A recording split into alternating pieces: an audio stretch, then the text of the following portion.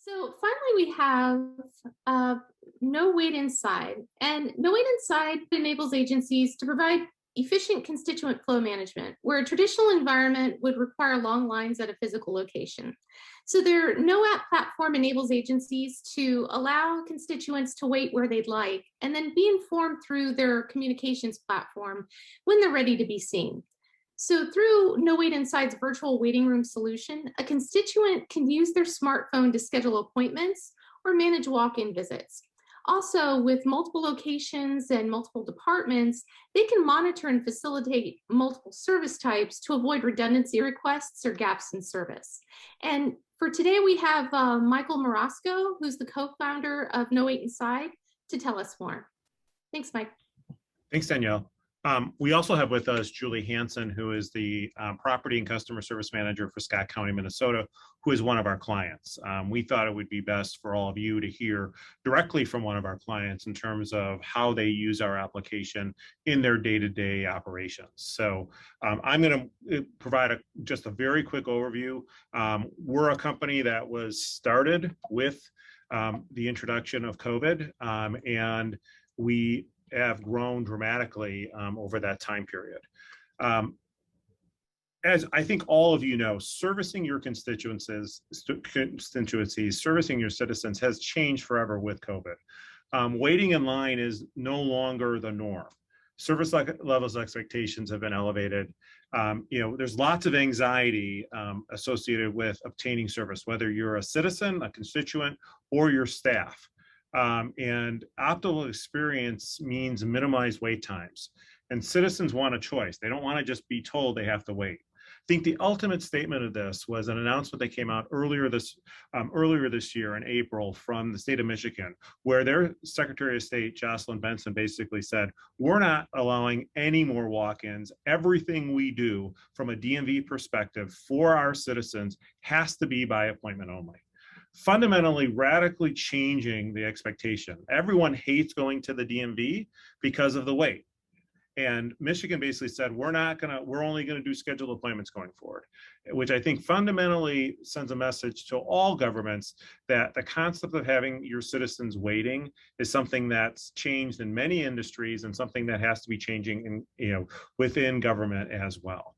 So what do? We facilitate through a cloud-based platform, of course, that's hosted by Amazon Web Services, online scheduling, customer communications, and then a dashboard and analytics for all of that information to be accessible by your direct teams who provide servicing, as well as all of you, as well as managers and such, to perform at whatever analytics you need to perform.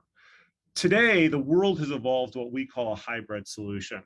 So when what's happening is if you're providing services to your constituents, you need to be offering the ability for them to schedule appointments, for them to put themselves virtually in line, and they want that choice. They don't want to be waiting inside or outside.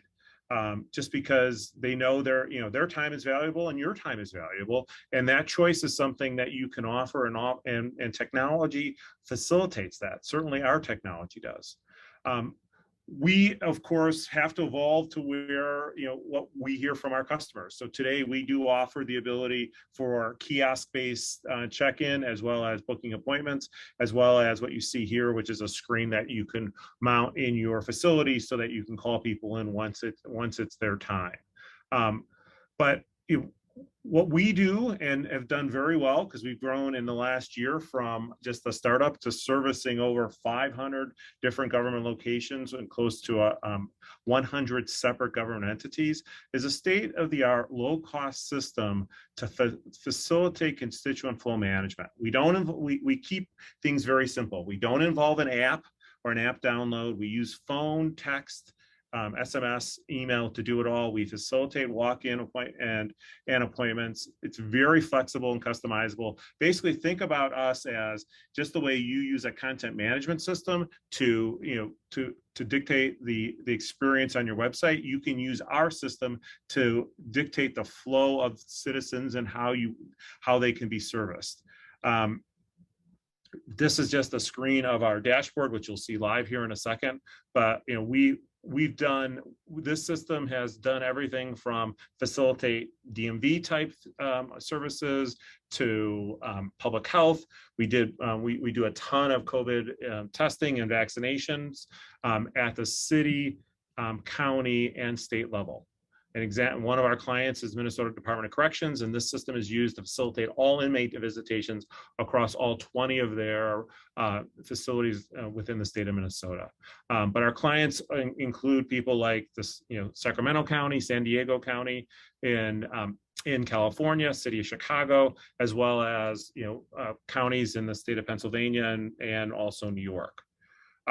There are a few people who play in this space, but they approach this space traditionally from a perspective of let's automate the line.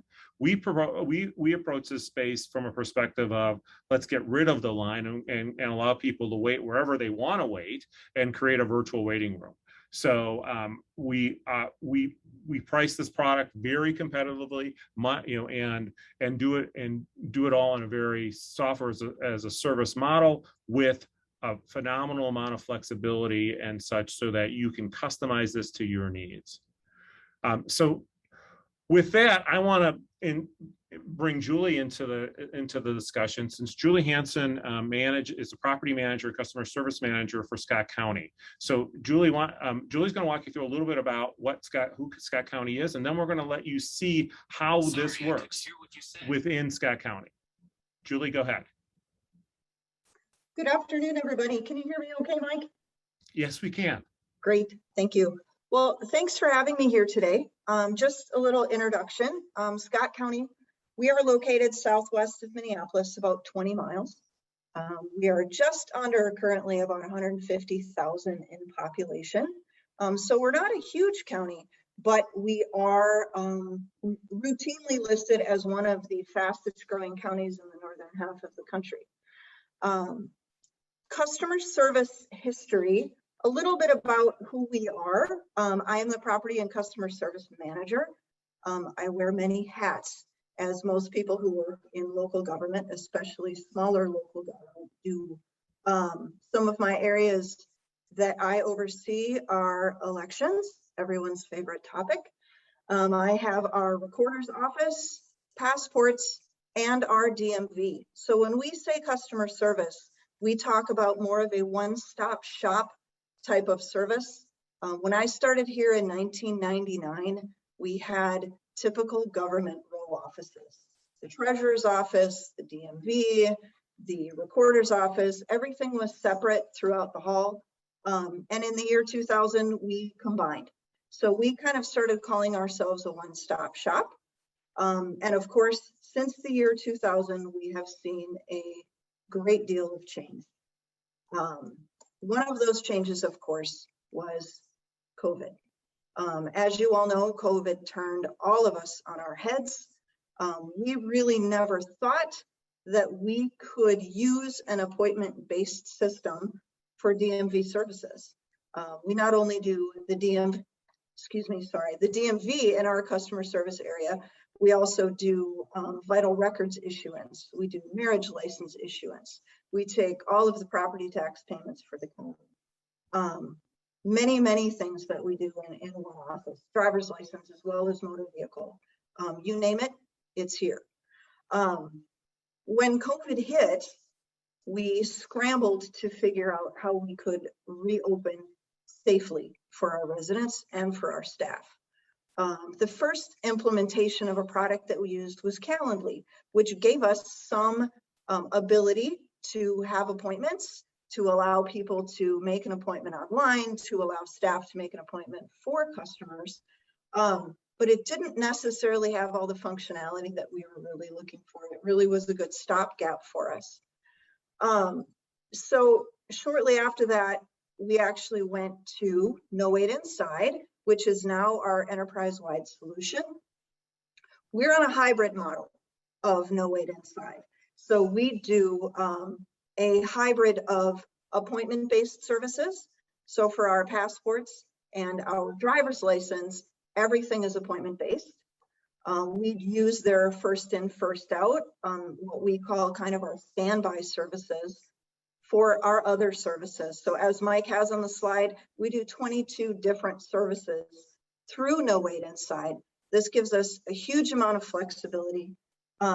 It really gives us the ability to control our workflow, which as a place that always had what you would call a cattle line in the past, is really very, very valuable.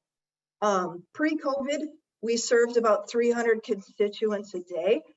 We have dropped down, of course, but we are also doing more services in different ways. Drop boxes and drop off, things online that we were never able to do before. And we do all of this with approximately 20 staff members in the division. With that smaller county, 150,000, we have about 700 employees countywide. So we're not huge. We need to pivot. I love that someone else used that word. Pivot on a dime. We have a lot of staff cross-trained. One of the things we really like to do, and you're seeing here, is actually a shot of our website. We really want to give people as much information as we possibly can up front. We know, working with the public, people don't always search out this information, so we do utilize other social media platforms to be able to push that out. But our website is our main home for information. So we have built kind of a grid style here that you're seeing. This gives us the ability to tell people what we offer by appointment, what we do by Dropbox, email, or mail, what we do on what we call our standby list, which is No Wait Inside's first in, first out service, what we do by phone, and what we can do purely online. So it really does give people the information that they need. They have information links. In Minnesota, you can pre-apply for a driver's license online before you get in order to save yourself and staff some time, which, especially in the world of COVID, is very important to try and help reduce those face-to-face interactions. But the best thing here for us is the ability for staff, for customers to make an appointment right through our website. So this appointment link takes us right to No Wait Inside. All of these screens are very customizable. We have it that just says book appointment. You can make it say whatever you'd like. A customer can book appointment in multiple languages. Right now, we just have English and Spanish enabled, but that is the largest part of our population here. Then we have called these locations customer service, and driver's license and ID is the service type. This service list gives customers the availability, the ability to say, what do I need to go in for? And behind the scenes, we have said, how long does it take for an enhanced ID or a driver's license? We've built that all into the system. So a customer can come in and populate their information. This gives them the first appointment time that they can get. I will tell you that we are booked pretty solid for appointments right now. It's very busy.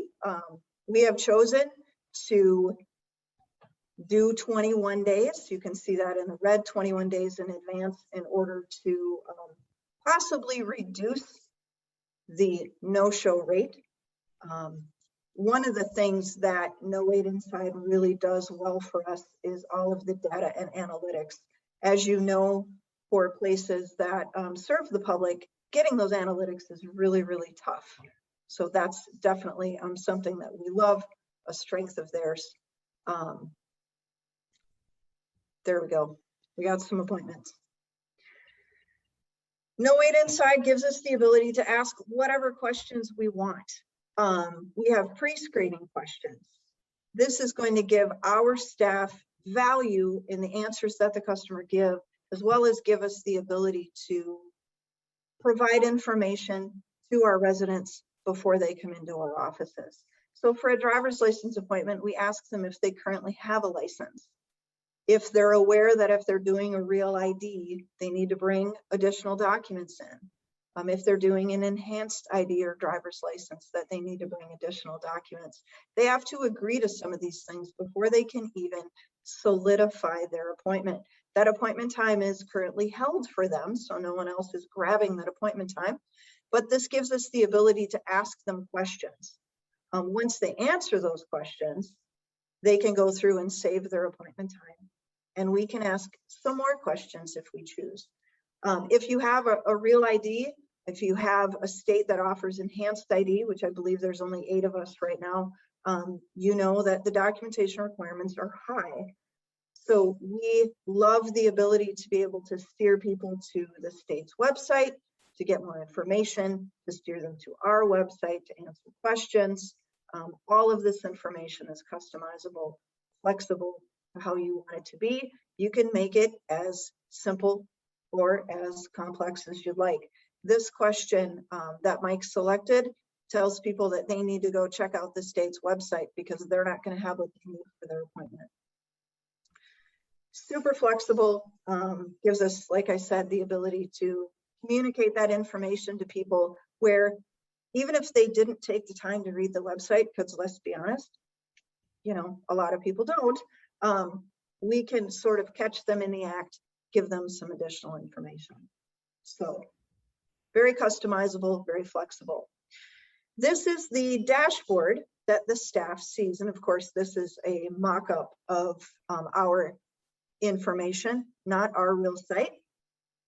But what Mike has done here is provided a driver's license renewal, license plate tags, and a passport section for you to be able to see. Our staff logs in, sees something very similar to this. We do have separate staff for passports and DMV, but they can all see the appointment information to be able to assist in the workflow. So these appointments are either made through our website or made via our staff over the phone. We give customers the flexibility to make appointments however they like. When we add an appointment through the application, we do choose that add appointment link.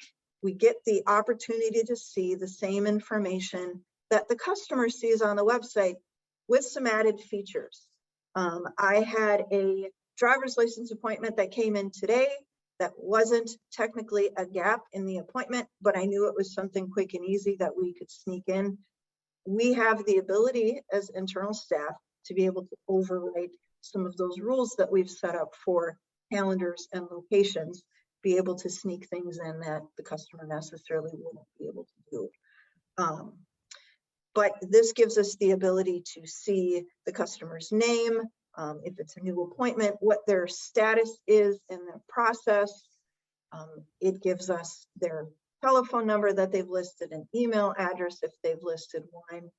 It gives us audit logs, all kinds of information, all kinds of reports and analytics. If you look at the information here, this tells us all the messages that went out. We utilize text messages and emails. We don't currently utilize phone calls in the system, but it's been a great way to provide information, especially in the ever-changing world of COVID. And is the building open? Is it not open? You know, do you have to answer health screening questions? Do you not? Super flexible, ability to change this on a dime. It's really been a great product for us. Can I tell you that the implementation went without any speed bumps? Of course not. As you know, any product implementation comes with speed bumps, and it comes with learning on both of our sides. But the relationship that we've developed with Mike and his team has been absolutely amazing. You know, we've talked about different ways to display services. Can we do this? Can we do that? They've just been amazingly responsive and helpful. The customer service supervisor is able to take all of these reporting features that now exist in this system and give real-time data. How many appointments, how many customers have we served in a certain time period? How many no-shows did we have? How many emails have we sent? How many text messages? How long are these appointments actually taking? So if we have 15 minutes dedicated to an appointment, is that the appropriate amount of time? Do we need to dedicate more time, change things up a little bit? It really gives us a lot of data that we never had before. And even saying how many customers actually walk through our door, we do have a separate receipting system. We have a pretty robust receipting system, but we don't put customers in there that we haven't charged them for a service. And there's plenty of things that we do that don't charge for. So this really gives us analytics and data that we've never had before. And I can't tell you how happy my county board is to be able to get real data and things that we weren't just guessing. I joke about when we demo this to other areas in the county, and we're really the largest user in our county. And so we have people come to us and say, hey, can I take a look at what you do? And of course, we do that often. I joke about how we measured wait time before. And it literally was a notepad and a stopwatch, a clock, and a pen, someone sitting in the hallway. So this removes all of the manual intervention. Staff loves it. It's very easy to use. The progress that we've made, interactions that we have with our customers, it's amazing to me to think about how much this has changed just since COVID hit. We had about a 6-week shutdown when COVID first hit, where we could offer no services here. And in that time, it was a lot of scramble of how are we going to do this? And this has really been a fantastic addition to our slate of programs here at Scott County. So I love to see how other government agencies use No Wait Inside. I think we're a little unique in using what we call the hybrid with the first in, first out, as well as the appointments. But the ability to change things on a dime really has been amazing. Evolution has been really great. So Julie, thank you. I think I want to be careful. I want to be sensitive to the timing, but I sincerely appreciate you sharing with everyone your experiences with our application.